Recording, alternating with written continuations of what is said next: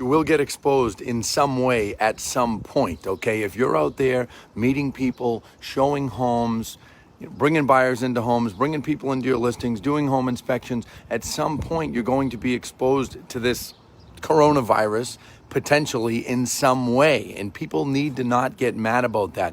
In the last 2 days, I heard about 3 different stories of someone going in a home with a buyer, a realtor going in a home with a buyer, or a buyer coming over to a listing, or a home inspection being done, and then people realizing in the days following that someone there had COVID-19. And so far, I haven't heard of anybody else catching it that had been there, but I did hear of people getting mad at one another, realtors arguing about it, home inspectors. This is crazy.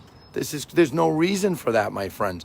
Listen, if you want to 100% eliminate the possibility of a possible exposure, stay in your home, in your bedroom.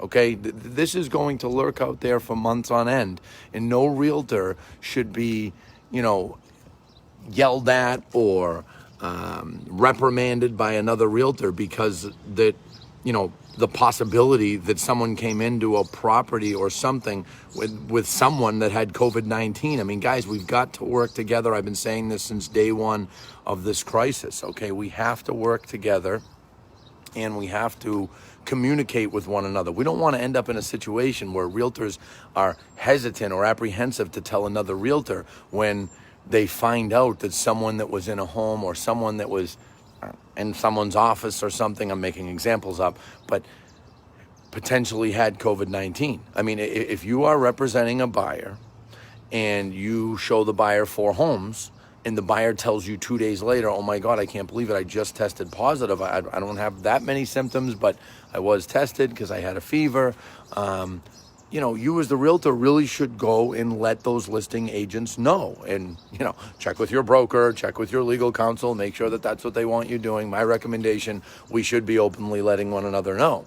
But when the other side hears it, or you're the one hearing it, there's no reason to get angry with people or reprimand them in some way, shape, or form. Just communicate. Let your seller know. Let your buyer know. Let the parties know. These things will happen. There are going to be many cases of this. And I think in most cases, people won't get it. Now, I'm no doctor and I'm not going to claim to be, but I did see a great infographic from the state of Michigan because we looked into, very thoroughly, what is a real exposure. People oftentimes think they're exposed.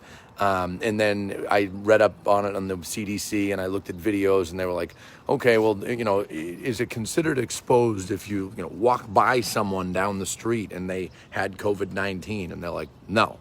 And there's other examples. I don't want to get into too many of them and I don't want to try to claim to be a doctor, but the state of Michigan had an awesome document, and I'm going to get that image and post it in the comments here, or ask someone to post it in the comments for me, because they broke it down about what really constitutes a real exposure. And I thought it was helpful, and we're going to be showing it to our company. And, I thought I'd share that with you guys. So, guys, let's work together. The market is dramatically picking up. Buyers and sellers are out there in droves again.